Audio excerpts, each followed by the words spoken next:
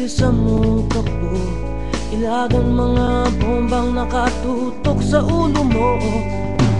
Toto'y tumalong ka, tumapa kung kailangan, at baka tamaan pa ng mga balang ligaw.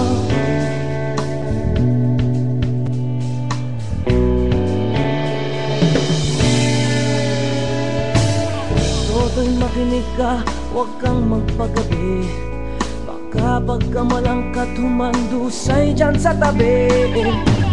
Toto'y alam mo ba kung ano ang punot